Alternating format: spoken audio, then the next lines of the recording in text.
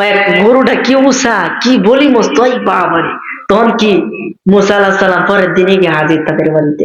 কি গো, গরুটা দেখে আল্লাহ যে বিবরণ দিছে হুবহু সেই বিবরণ যাকে কোনোদিন জলের তলে নেওয়া হয়েছে না। তখন গিয়ে কইতাছে কি, ভাই গরু বেচবা? গরু বেচার লাগে তো গরু আনছি। দাম কত? দাম নাই গরুর। মুসা আলাহিসাল্লাম দাম এটা কইতাছে কেমন কালার এই সেই এটা কইতাছে আচ্ছা এমন একটা কালার আল্লাহ কইছে এটা হবে এমক কালার, এটার উচ্চতা হবে এরকম, যে গরু কখনো জলের তলে গেছে না।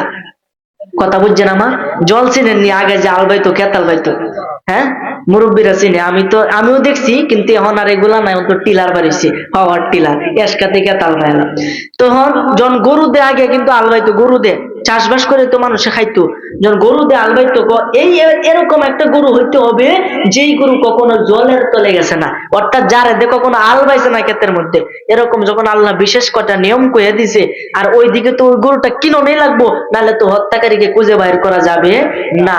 মুসা আলাইহিস সালাম কইতাছে, বাবারা রে, এই ব্যাপার, এরকম গরু যদি পাও তাইলে আইনা জমা করো, ওই গরুর কলিজা দিয়ে আঘাত করলে লোকটা জীবিত হবে। বলেন সুবহানাল্লাহ।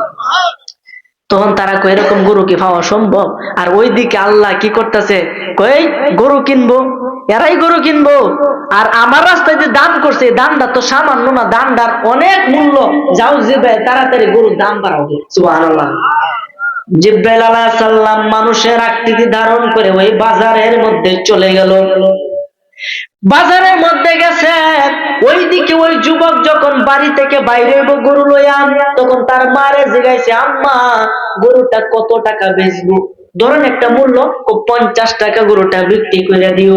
তার মা এটা বইলা দিছে। তার মা যখন বইলা দিছে, সে 50 টাকার কথা বলতে বলতে আইতাছে, বাজারে আনছে। তখন জিবরাইল আলাইহিস সালাম মানুষের আকৃতি ধারণ করে ওই গরুটার কাছে গিয়া বলে, ভাই রে গরু বেচবানি? বেচবাম। দাম কত? 50 টাকা। গরুর দাম 100 টাকা। সুবহানাল্লাহ।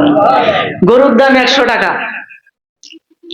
100 টাকার কাছে তো আম্মা বলে নাই, আম্মা তো বলছে 50 টাকার কথা।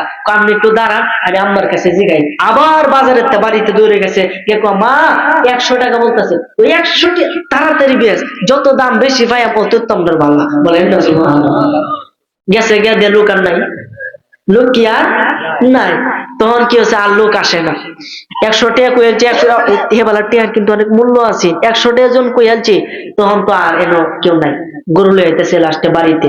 পথের মধ্যে আবার জিব্রাইল আরেক সুরত ধারণ করে, কি গো ভাই গরু বেচবা? গরু তো ভাই বেচাম। দাম কত?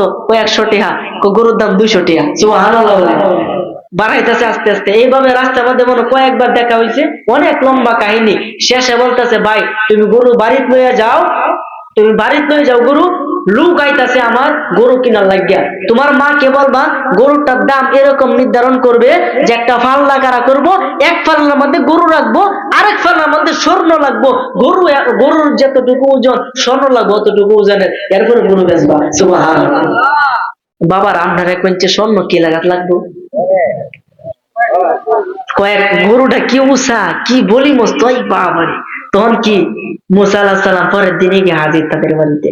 কি গো, গরুটা দেখে আল্লাহ যে বিবরণ দিছে হুবহু সেই বিবরণ যাকে কোনোদিন জলের তলে নেওয়া হয়েছে না। তখন গিয়ে কইতাছে কি, ভাই গরু বেচবা? গরু বেচার লাগে তো গরু আনছি। দাম কত? দাম নাই গরুর দাম। মুসা আলাহিস সালাম দাম নাই তো গরু নেম কেমনে?